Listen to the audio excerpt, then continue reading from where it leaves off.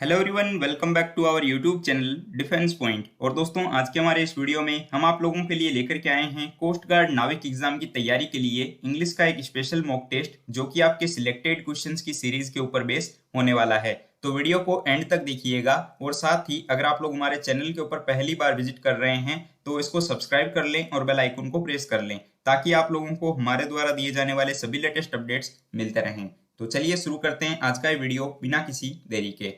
तो देखिए दोस्तों, फर्स्ट क्वेश्चन जो कि आपको दिया हुआ है कि इसमें जो है आपको एक वर्ड दिया हुआ है एफ्लुएंट, और इसका जो एंटोनियम होगा वो हो क्या होगा, ये आपको बताना है। ठीक है, तो एफ्लुएंट मतलब क्या होता है? तो दोस्तों, एफ्लुएंट मतलब हो जाता है धनी या फिर दौलतमंद। ठीक है, यानी कि जो कोई रिच हो उसके लिए बोला जाता है एफ्लुएंट। ठीक है, तो इसको जो है मैं लिख देता हूँ यहाँ पर धनी। आप लोग भी जो इसको नोट डाउन कर सकते हैं। अब देखिए, चार ऑप्शंस आपको यहाँ पर दिए हुए हैं, इन्फ्लुएंस, पुअर, एक्यूरेट या फिर मिस्टेक। ठीक है, तो इनमें से जो है इसका एंटोनियम कौन सा होगा ये बताना है। तो काफी सिंपल क्वेश्चन है। देखिए, राइट आंसर इसका हो जाएगा ऑप्शन बी, पुअर। क्योंकि पुअर का मतलब जो है क्या होता है? पुअर का मतलब हो जाता है गरीब। ठीक है, और अब देखिए यहाँ पर बाकी ऑप्शंस को लेकर बात करें तो देखिए, एक्यूरेट मतलब क्या होता है? तो एक्यूरेट मतलब जो चीज परफेक्ट हो, जो चीज एकदम ठीक ठाक हो। ठीक है, तो उसके लिए एक्यूरेट बोला जाता है, तो इसको ठीक बोल सकते हैं हम। मिस्टेक मतलब क्या होता है? तो मिस्टेक मतलब हो जाता है दोस्तों गलती या फिर किसी चीज में त्रुटि होना। ठीक है, तो इसको जो है हम गलती लिख सकते हैं। और इन्फ्लुएंस, देखिए यहाँ पर एक वर्ड आया है। ठीक है ना, तो आप लोगों ने आजकल इन्फ्लुएंसर वर्ड सुना होगा। ठीक है, तो जिसका मतलब होता है जिसका बोलबाला हो या फिर जो है जिसका ज्यादा प्रभाव हो। ठीक है, तो इसको जो है आप लोग बोल सकते हैं प्रभाव। ठीक है, यानी कि इफेक्ट जो होता है ना, जिसका इफेक्ट लगातार पड़ता हो। ठीक है, तो इन्फ्लुएंस मतलब हो जाएगा बोलबाला या फिर प्रभाव। और एफ्लुएंट वर्ड था हमें जो दिया हुआ था, जिसका मीनिंग था धनी या फिर दौलतमंद। ठीक है, जिसको इंग्लिश में हम रिच बोलते हैं, तो इसका एंटोनियम हो जाएगा पुअर, यानी कि गरीब। ठीक है, चलिए अब देखिए दोस्तों, क्वेश्चन नंबर 2। और यहाँ पर क्वेश्चन दिया हुआ है कि आपको एक वर्ड दिया हुआ है इंडिविजुअल, और इसका एंटोनियम क्या होगा ये आपको यहाँ पर बताना है। तो इंडिविजुअल मतलब क्या होता है? तो इंडिविजुअल मतलब हम सब जानते हैं कि अकेला जो कोई होता हो, या फिर व्यक्तिगत हो, या फिर जो विशिष्ट होता हो। ठीक है, जो दूसरों से अलग हो। ठीक है, तो उसको हम विशिष्ट बोलते हैं। तो यहाँ पर जो अगर देखा जाए ना ऑप्शंस के अकॉर्डिंग, तो यहाँ पर इंडिविजुअल का जो सही मीनिंग निकलेगा वो हो जाएगा आपका विशिष्ट। ठीक है, चलिए मैं इसको यहाँ पर लिख देता हूँ। तो इंडिविजुअल मतलब हो जाएगा विशिष्ट। तो अब देखिए, यहाँ पर जो है चार ऑप्शंस आपको दिए हुए हैं। ठीक है ना, तो इनके अकॉर्डिंग जो है यहाँ पर इसका एंटोनियम क्या होगा? तो देखिए, पहले चारों ऑप्शंस देख लेते हैं। तो ऑप्शंस हैं जनरल, सेवेर, पर्सनल या फिर स्पेशल। ठीक है, तो यहाँ पर जो है आपका करेक्ट आंसर हो जाएगा दोस्तों ऑप्शन नंबर ए, जनरल। ठीक है, यानी कि जिस प्रकार इंडिविजुअल मतलब हो जाता है विशिष्ट विशिष्ट, उसी प्रकार जनरल मतलब हो जाएगा सामान्य। ठीक है, सामान्य। ठीक है, चलिए और बाकी ऑप्शंस देखिए। तो बाकी ऑप्शंस जिसमें कि ऑप्शन बी में दिया हुआ आपको सेवेर, जिसका मतलब हो जाता है कठोर। ठीक है, क्या हो जाएगा? कठोर। और बाकी देखिए, स्पेशल, स्पेशल मतलब आप सभी को पता है, जो विशेष हो या फिर जो विशिष्ट हो उसके लिए बोला जाता है। ठीक है ना, अगर आप लोगों को जो है यहाँ पर पूछा जाता कि सिनोनियम क्या होगा इंडिविजुअल का, तब आप लोग जो है यहाँ पर स्पेशल को सिलेक्ट कर सकते थे। ठीक है, और पर्सनल का दोस्तों मतलब क्या हो जाता है? तो पर्सनल मतलब हो जाता है एक तरीके से व्यक्तिगत। ठीक है ना, व्यक्तिगत। तो यहाँ पर चारों ऑप्शंस के मीनिंग आपको मैंने बता दिए हैं, जिससे कि आप लोग इनको नोट डाउन कर सकते हैं। अब देखिए दोस्तों, क्वेश्चन नंबर 3। और यहाँ पर आपको क्वेश्चन दिया हुआ है स्पॉटिंग द एरर का, यानी कि आपको बताना है कि जो नीचे सेंटेंस आपको दिया हुआ है, जिसमें कि कहा जा रहा है कि I don't know nothing what ever of your relation with that merchant.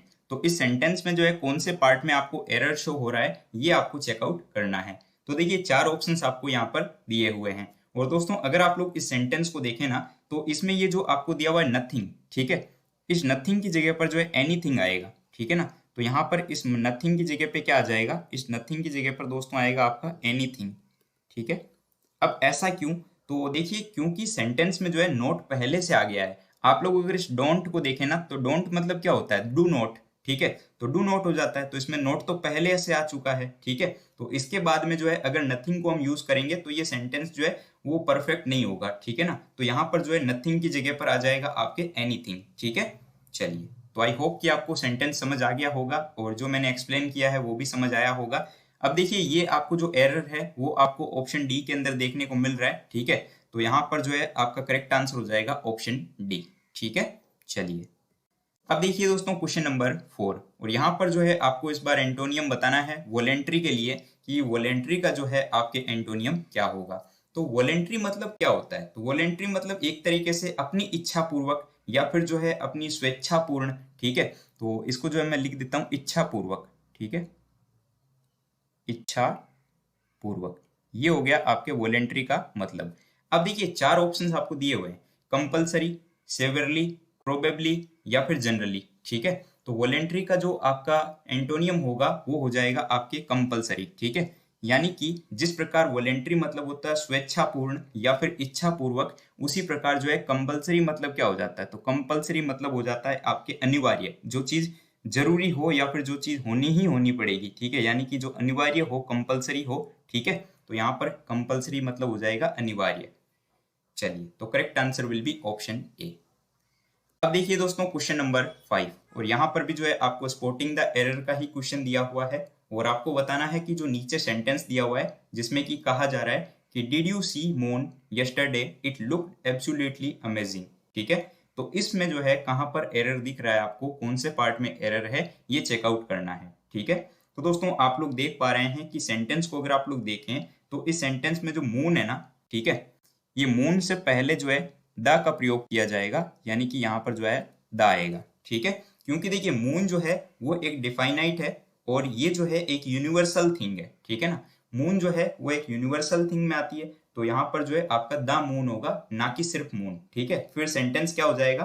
तो करेक्ट सेंटेंस आपका हो जाएगा कि did you see the moon yesterday, it look absolutely amazing, ठीक है। तो इसके जो है पहले ही पार्ट के अंदर एरर दिया हुआ था, क्योंकि मून से पहले जो है द आएगा, ठीक है। चलिए, अब देखिए प्रश्न संख्या 6, और यहाँ पर जो है आपको क्वेश्चन में क्या बोला जा रहा है कि from the given options choose the meaning of the underline phrase in the given sentence, ठीक है। तो आपको दोस्तों पता है कि ईडियम और फ्रेज के क्वेश्चन जो है 1 से 2 क्वेश्चन आपको नाविक एग्जाम में ऑलमोस्ट हर शिफ्ट के अंदर देखने को मिलते हैं। तो यहाँ पर जो है आपको एक फ्रेज दिया हुआ है जो कि अंडरलाइन किया हुआ है, और यहाँ पर इस फ्रेज में बोला जा रहा है कि टर्न ए डीफ ईयर, ठीक है। तो टर्न ए डीफ ईयर का मतलब हो जाता है दोस्तों अनसुना कर देना या फिर नजरअंदाज कर देना, ठीक है। इसका आप मीनिंग आप लिख लीजिएगा, ठीक है। तो इसका मीनिंग हो जाएगा अनसुना करना, क्या हो जाएगा? अनसुना करना या फिर जो है किसी चीज को नजरअंदाज कर देना। तो इसके लिए जो है आपको बताना है कि इन ऑप्शंस में से जो है परफेक्ट सूटेबल मीनिंग कौन सा होगा। तो देखिए चार ऑप्शंस आपको दिए हुए हैं, had a hearing problem, watch, carefully listen या फिर डिसरिगार्डेड। तो देखिए यहाँ पर जिस प्रकार टर्न ए डीफ ईयर का मतलब हो जाता है अनसुना कर देना या फिर जो है नजरअंदाज कर देना, उसी प्रकार जो आपको ऑप्शन डी में दिया हुआ है जो कि डिसरिगार्डेड, इसका मतलब हो जाता है किसी चीज की अवहेलना करना या फिर जो है उसकी पालना ना करना या फिर जो है उसको अनसुना कर देना, ठीक है। तो इसको जो है आप अवहेलना करना भी लिख सकते हैं, ठीक है ना। तो यहाँ पर करेक्ट आंसर हो जाएगा ऑप्शन डी, ठीक है। चलिए, अब देखिए दोस्तों क्वेश्चन नंबर 7, और यहाँ पर जो है आपको डायरेक्ट और इनडायरेक्ट का एक क्वेश्चन दिया हुआ है, और आपको जो है 2 क्वेश्चन इस चैप्टर से देखने को मिलते हैं, और फिक्स है ये क्वेश्चंस जो है हर बार आपके नाविक एग्जाम में आते हैं। तो यहाँ पर देखिए सेंटेंस में क्या बोला जा रहा है कि transform the sentence into indirect speech, ठीक है। तो यहाँ पर जो है आपको इनडायरेक्ट स्पीच में जो है इसको कन्वर्ट करना है, और आपको दिया हुआ है कि are you coming home with me, Shalini asked, ठीक है। तो अब इसके लिए 4 ऑप्शंस आपके सामने हैं, और इसका इनडायरेक्ट फॉर्म कौन सा होगा ये आपको चेकआउट यहाँ पर करना है। तो देखिए सेंटेंस को जो है इनडायरेक्ट में हम जब चेंज करेंगे ना, तो इन्वर्टेड कोमा की जगह पर जो है हम लोग यहाँ पर सबसे पहले तो कंजंक्शन को यूज करेंगे, ठीक है।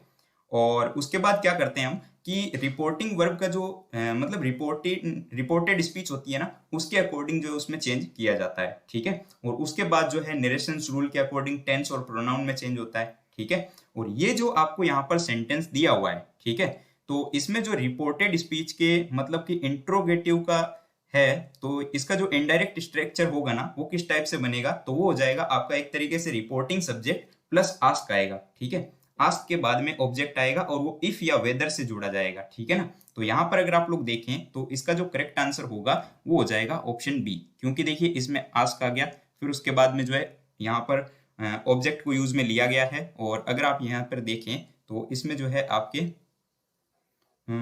वेदर, ठीक है, वेदर आया है ना। चलिए, इफ या वेदर मैंने बोला था तो यहाँ पर वेदर आ चुका है, ठीक है। तो इसका जो करेक्ट पार्ट हो जाएगा वो हो जाएगा ऑप्शन बी, ठीक है ना। क्योंकि देखिए इसमें जो है आपको आस्किंग दे दिया गया है, तो आस्किंग तो आएगा नहीं, ठीक है। और यहाँ पर अगर आप लोग देखें इसमें, तो इसमें देखिए इज आया है, ठीक है। तो इज कैसे आएगा, शालिनी इज, शालिनी हैज, और यहाँ पर शालिनी हैड, तो ये तो आएगा नहीं। यहाँ पर आएगा direct Shalini ask me whether I was going home with her, ठीक है ना। चलिए अब देखिए दोस्तों प्रश्न संख्या 8, और यहाँ पर जो है आपको एंटोनियम बताना है वैंक्विश वर्ड के लिए, जिसका मतलब होता है जीतना या फिर जो है किसी चीज को काबू में लेना, ठीक है। तो वैंक्विश मतलब हो जाता है जीतना, ठीक है, या फिर जो है काबू करना, आप दोनों लिख सकते हैं, ठीक है। जीतना या फिर जो है काबू करना, किसी चीज को जो है वश में कर लेना या फिर काबू कर लेना, ठीक है। ऑप्शंस दिए हुए हैं डिफीट, एम्पावर, फेबुलस या फिर एंग्विश। तो जिस प्रकार वैंक्विश मतलब होता है जीतना या फिर काबू करना, उसी प्रकार देखिए डिफीट आपको दिया हुआ है, तो डिफीट मतलब क्या हो जाता है, तो डिफीट मतलब हो जाता है एक तरीके से हारना, ठीक है ना। तो डिफीट मतलब हो जाएगा हारना। बाकी देखिए एम्पावर मतलब क्या होता है, एम्पावर मतलब सशक्तिकरण होता है, ठीक है, जिसको हम सशक्त बोलते हैं।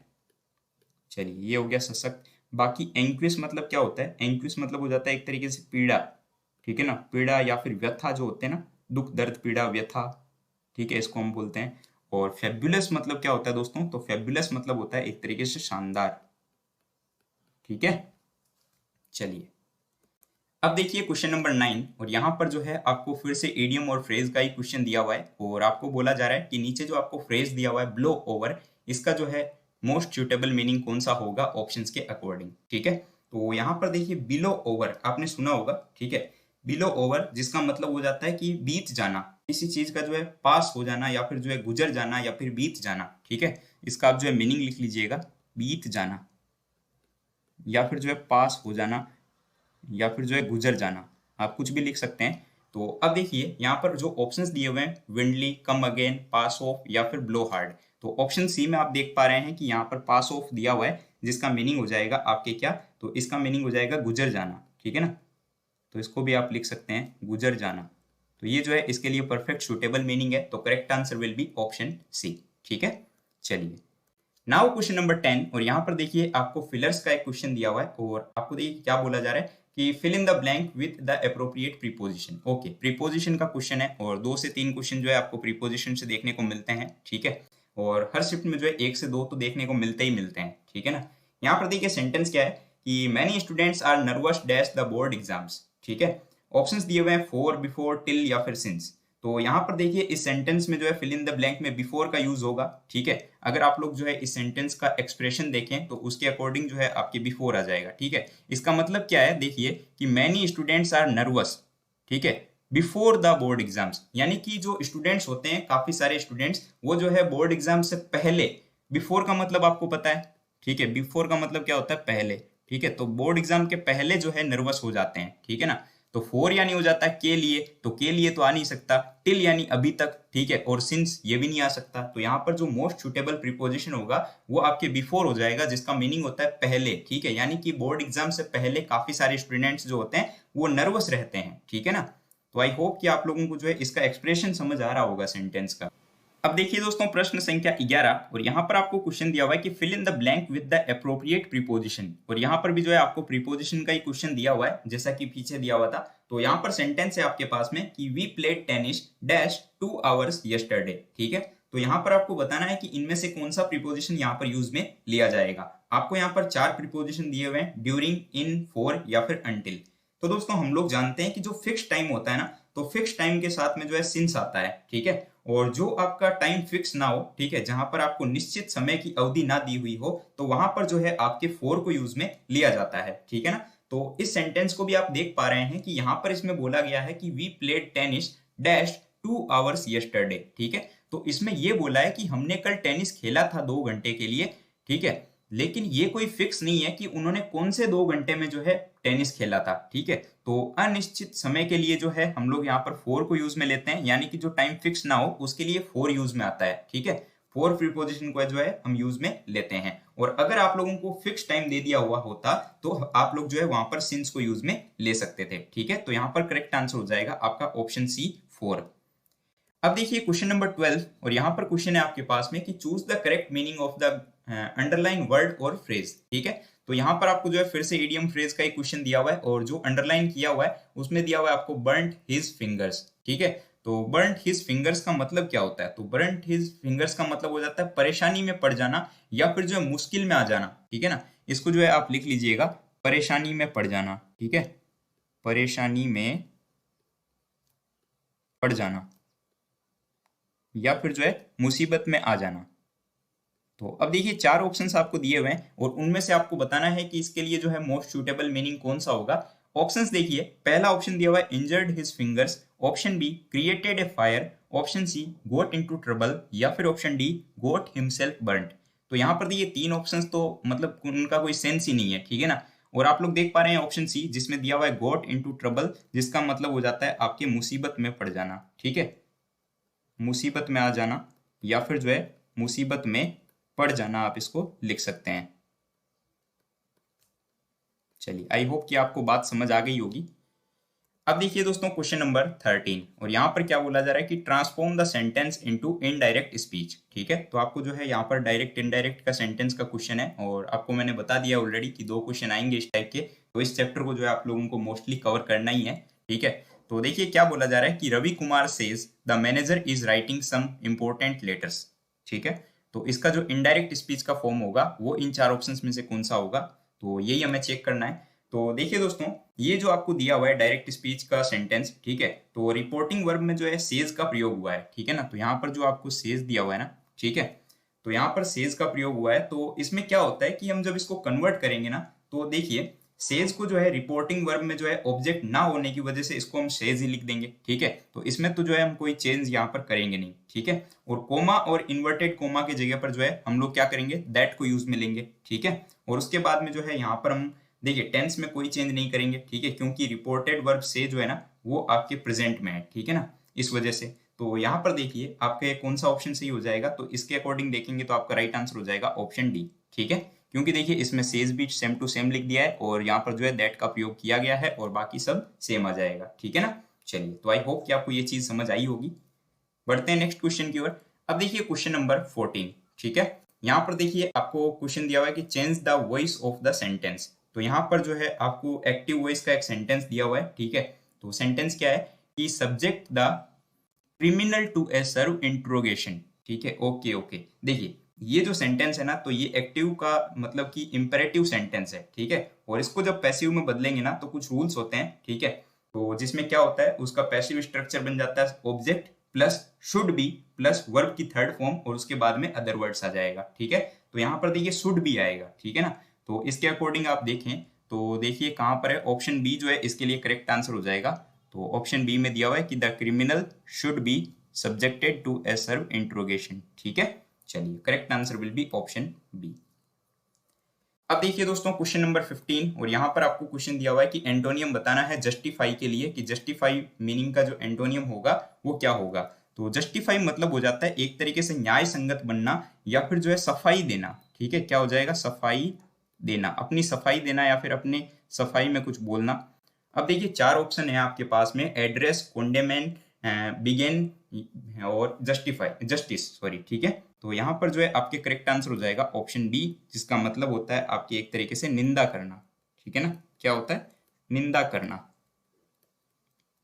चलिए, बाकी जस्टिस मतलब क्या होता है, तो जस्टिस मतलब आपको बताइए न्याय होता है। ठीक है, और इसका मतलब क्या हो जाएगा, तो इसका मतलब हो जाएगा आपका उदार या फिर साम्य जो होते हैं ना, उसके लिए बोलते हैं उदार या फिर साम्य। ठीक है, और एड्रेस, ये एड्रेस वो नहीं है पता वाला। ठीक है ना, एड्रेस मतलब हो जाता है किसी को संबोधित करना। ठीक है ना, संबोधित करना।